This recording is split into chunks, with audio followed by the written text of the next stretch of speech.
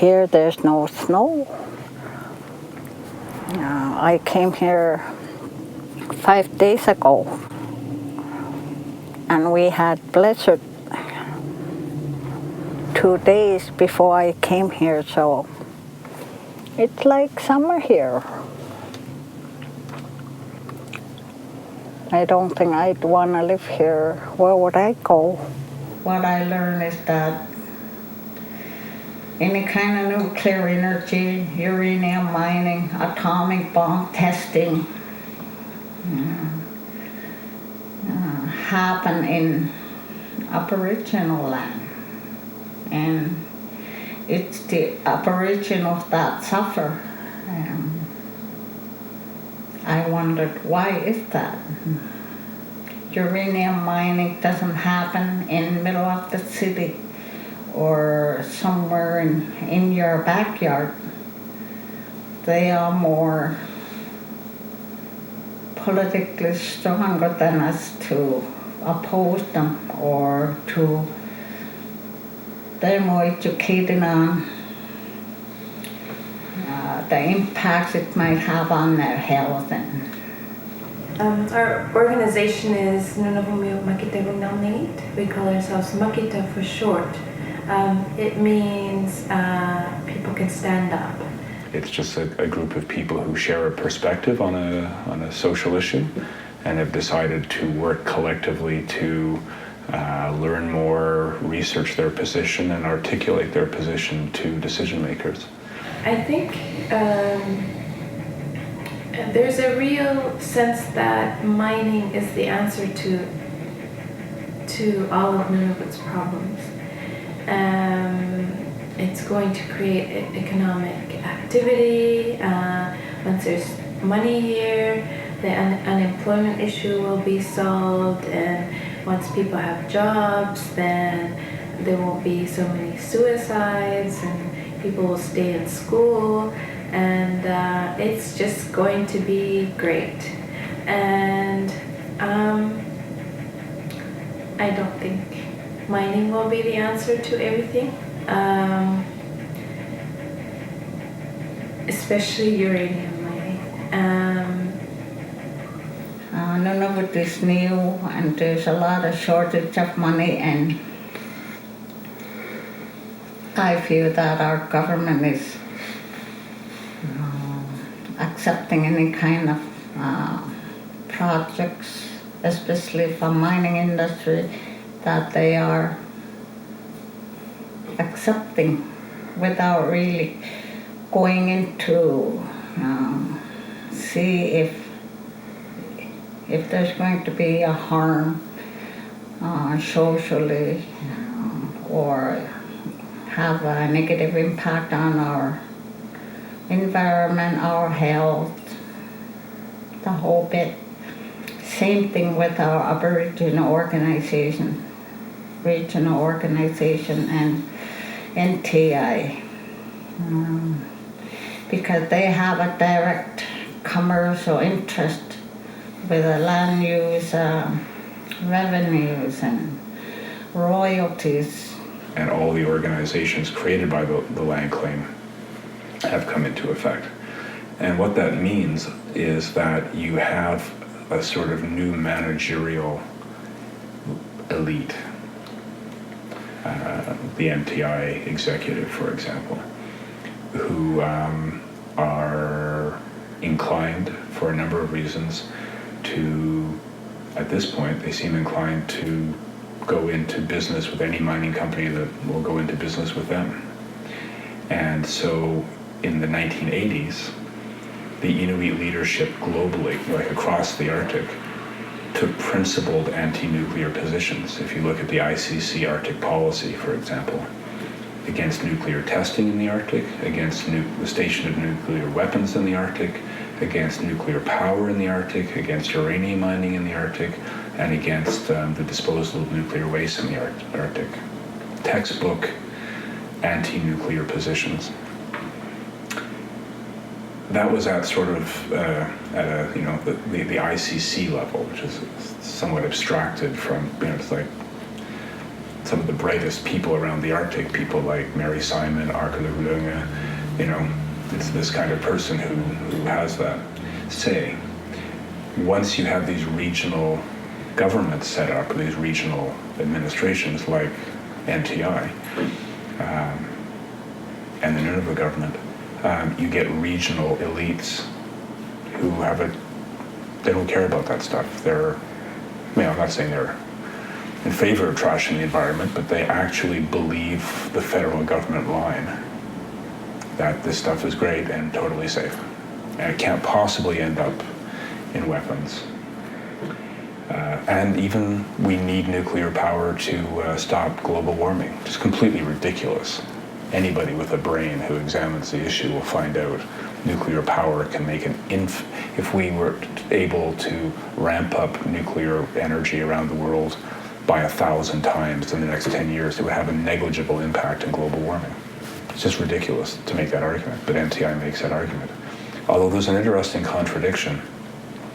They were part of the ITK position opposing the storage of the waste from nuclear power plants in the Arctic. So on the one hand, it's great, it's safe, and we need it, NTI says, but on the other hand, we don't want to store the waste on our land, which, if you wanted to be dark about it, we believe in uranium mining and nuclear power as long as the high-level waste ends up on somebody else's land, which is the opposite of the kind of principled position that the Inuit leadership took in the 80s. They're entitled to take it, but there are a lot of people in this society, both Inuit and non-Inuit, who are appalled, especially because there's been no public debate or vote. As you know, mining industry is very rich. They can do all kinds of things for PR and how to advertise for what they want. When they have public meetings, they have many prizes to give out, and when they meet with the elders, same thing, they give out little prizes, and just a little things like Inuit appreciating in soften their heart, and Inuit has always been so generous. They like to share what they have. There has been other issues that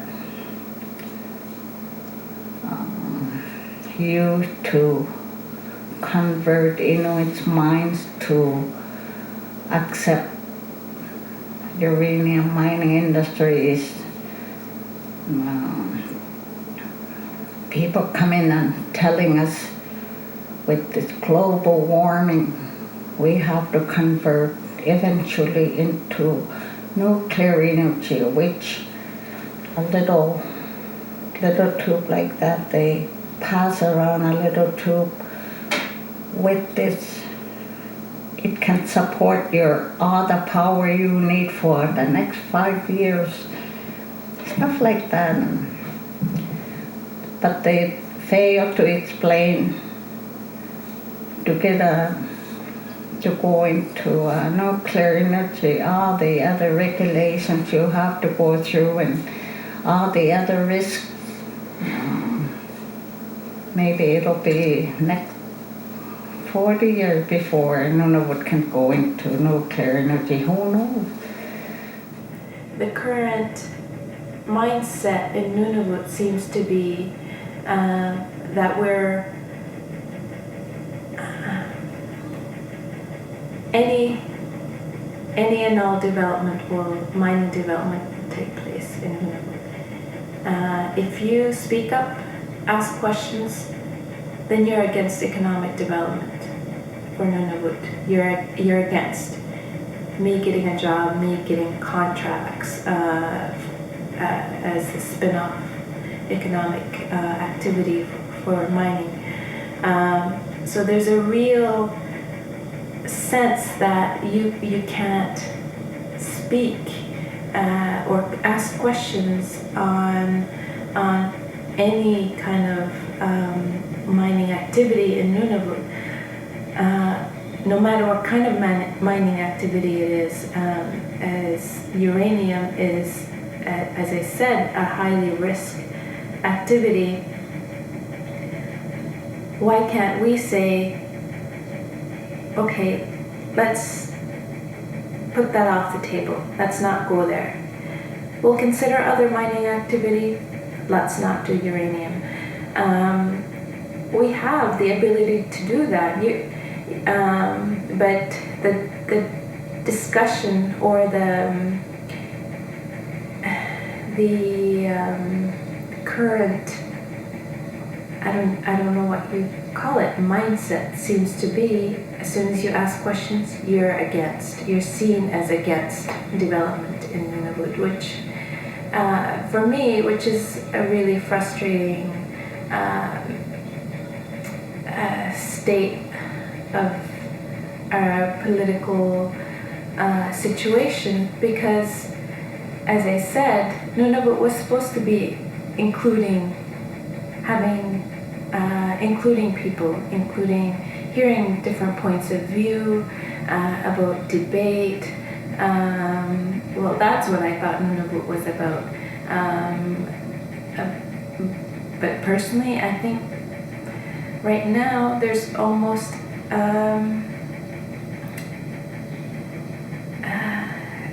the few elected. I don't even know who's controlling the dialogue on mining, but there seems to be a few that are that just have a hold on what happens, and it's almost a totalitarian system where you're either for us or against us, and that's not democracy. I'm in capital of Nunavut, Iqaluit. Tonight I will be at the Arctic Ventures store, talking to people about the concerns we have in my hometown, Baker Lake. We have a lot of uranium exploration. One company has put in for a proposal for many projects, 6 major projects. We are requesting to the Legislative Assembly of Nunavut for thorough inquiry to see if uranium mining in Nunavut is safe. So tonight we will collect petitions for support, and I'm going around in the city posting notices so people will know.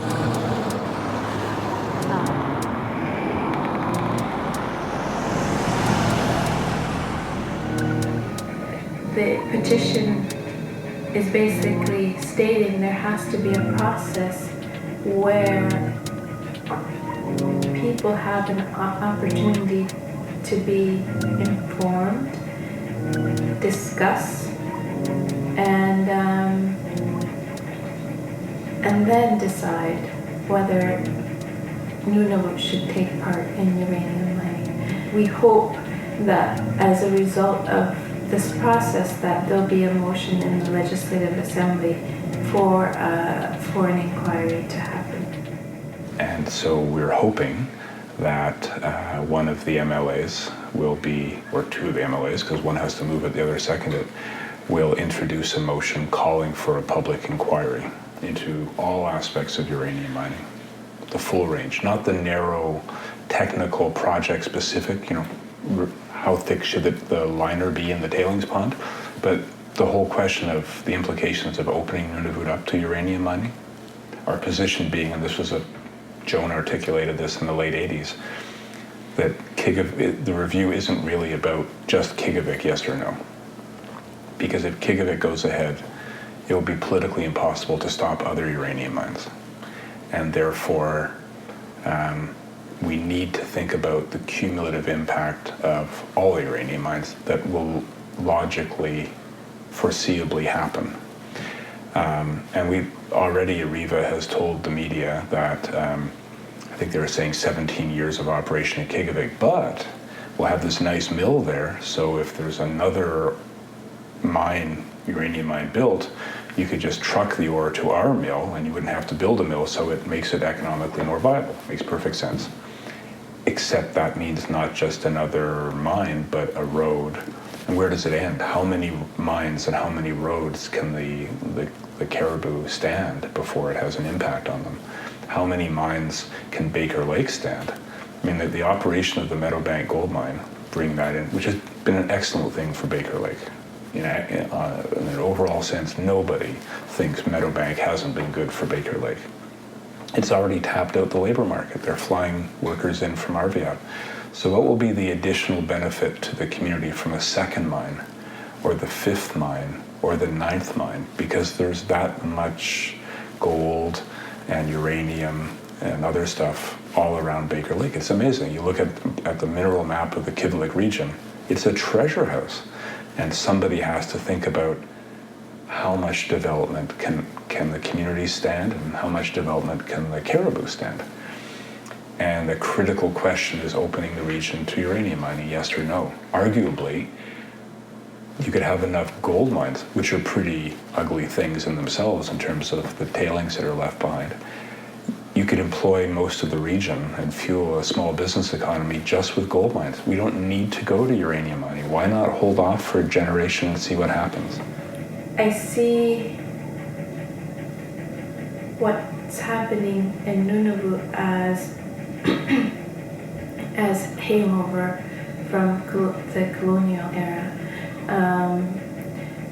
where the only dialogue on training that's happening is training for basically laborers in the mining industry. And I say that we're a lot more capable than that as a people. We're an intellectually sophisticated group of people. Let's invest on the minds of our young people so that our young people are confident in their culture, their language, who they are, and to create an economy that's knowledge-based, not just the shoveler in the mine.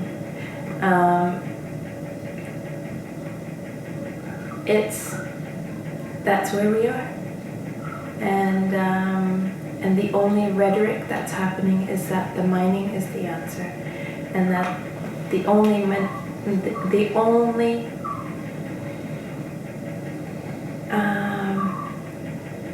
intellectual capacity we believe the Inuit have is to be laborers in the mines. No, we're much more capable than that as a people.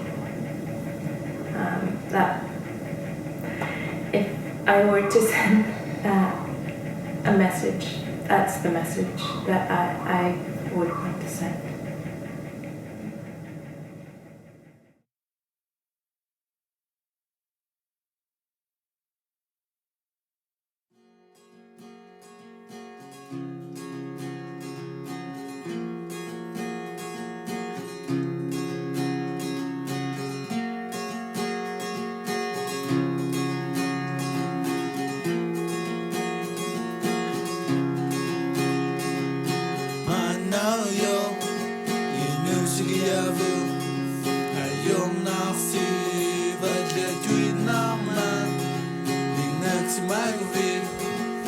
Best in